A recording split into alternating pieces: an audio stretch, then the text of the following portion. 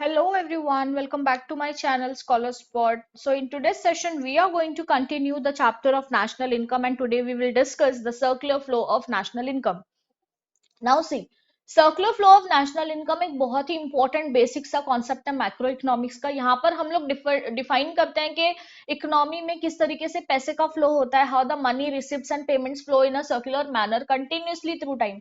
ठीक है, क्योंकि यहाँ पर हम लोग कुछ ना कुछ प्रोडक्शन करते रहते हैं, कुछ ना कुछ सर्विसेज मैन्युफैक्चर करते हैं, तो इसके लिए लगने वाला जो भी पैसा है, इसके लिए लगने वाला जो भी फैक्टर ऑफ प्रोडक्शन है, उन सबका कनेक्शन और रिलेशन बताने के लिए हम लोग इस मॉडल को समझेंगे। ठीक है, तो सर्कुलर फ्लो ऑफ इनकम होता है वो basically 2 sector economy, 3 sector economy और 4 सेक्टर इकोनॉमी में हम लोग क्लासिफाई करते हैं।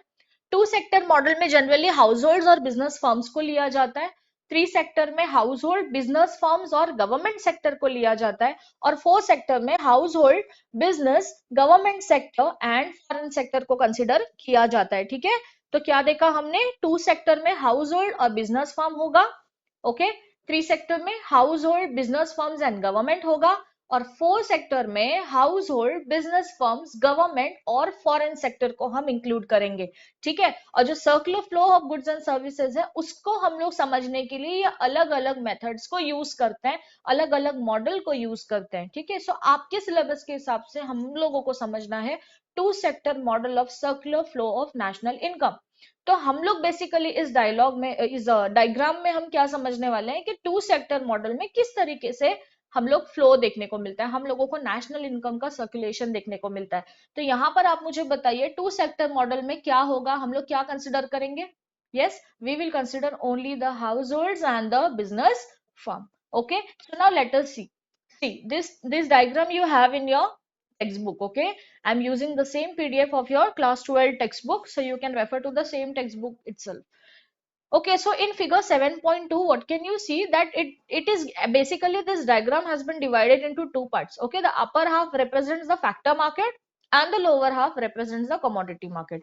अब इसका मतलब क्या होता है, अभी आप देखोगे, अगर देखो आपको कंजम्पशन एक्सपेंडिचर और गुड्स एंड सर्विसेज के ऊपर वाला जो पार्ट है, लैंड, लेबर, कैपिटल, एंटरप्राइज, ये आपको क्या दिखा रहा है, फैक्टर ऑफ प्रोडक्शन दिखा रहा है। ठीक है, अब इसके नीचे ही आप क्या देख रहे हो, flow of goods and services, मतलब ये आपको नीचे का कमोडिटी मार्केट दिखा रहा है। सो नाउ ये 2 सेक्टर मॉडल में वी आर गोइंग टू सी कि किस तरीके से हाउस होल्ड से लैंड, लेबर, कैपिटल, एंटरप्राइज जाता है, वो फैक्टर्स ऑफ प्रोडक्शन मिलते हैं फर्म्स को, फिर फर्म उसके बदले में क्या देगा, what the firm will give, then the firm will give the factor payment. Correct, household से क्या जा रहा है, land, labour, capital and enterprise. Okay, ये सारे हमारे फैक्टर ऑफ प्रोडक्शन हो गए। अब ये फैक्टर्स मिलेंगे फर्म्स से, फर्म्स उसके बदले में उनको फैक्टर पेमेंट करेगा, जैसे लैंड के बदले में वो रेंट देगा, कैपिटल के बदले में वो इनकम या प्रॉफिट जनरेट करेगा, एंटरप्राइज के लिए प्रॉफिट जनरेट करेगा, लेबर के लिए वो वेजेस देगा एंड सो ऑन। ठीक है, तो ये अलग अलग फैक्टर पेमेंट हो गई हमारी। अब ये जो फैक्टर पेमेंट है ये जाएगी फिर से हाउस होल्ड्स के पास। आप देखो डायग्राम को अच्छे से देखो, ये फैक्टर पेमेंट और रेंट जाएगा हाउस होल्ड्स के पास, फिर हाउस होल्ड इससे जो पैसा मिला है, ये सारा उनको जो फैक्टर पेमेंट मिला है, वो उसको किस लिए यूज करेंगे, अपने कंजम्पशन एक्सपेंडिचर के लिए। मतलब इनको जो लगने वाले गुड्स एंड सर्विसेज हैं, इनको जो लगने वाले सामान है, जो डेली लाइफ की इनकी जो नेसेसिटी होगी, वो उसको फुलफिल करने के लिए उस पैसे को यूज करेंगे। Correct, so this is how this 2 sector functions. Okay, so now let us have the brief introduction what is given. See the explanation. In the above figure 7.2, the factors of production flow from the households to the firm. बराबर, the firm use these factors to produce goods and services required by the household. Thus goods flow from the households to the firms and from the firms back to the household. It is called as product flow. See, यहाँ पर क्या बोला है कि household से गया land, labour, capital, enterprise, ये गया फर्म के पास, फर्म अभी इन्हें देगा फैक्टर पेमेंट और ये फिर देंगे इनको पैसा, और ये सब इनको यूज करने के लिए हेल्प होगा उनका कंजम्पशन एक्सपेंडिचर फुलफिल करने के लिए।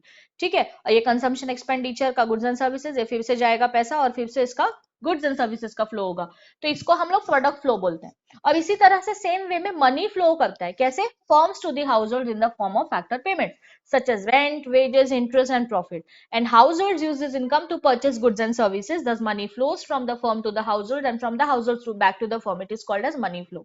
ठीक है, तो यहाँ पर इस 2 सेक्टर मॉडल को आप डिवाइड करोगे कि प्रोडक्ट का फ्लो कैसे हो रहा है और मनी का फ्लो कैसे हो रहा है।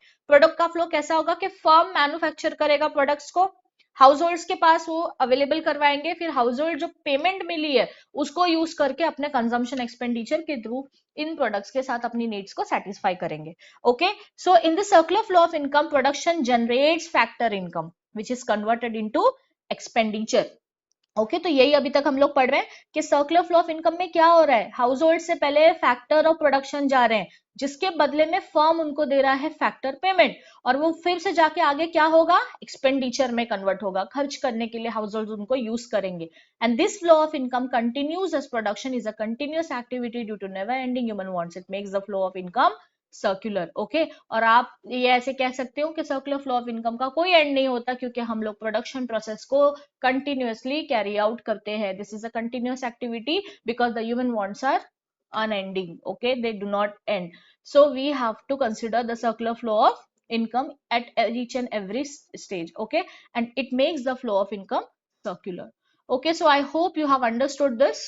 So this lecture was all about the circular flow of national income. I'll stop here now, and the rest of the part of this chapter will be taken in the next video. I hope you have understood this. You please do the revision of all these points. You read out the diagram ka explanation and all which is given below this, and if you have still any doubt, then you can contact me.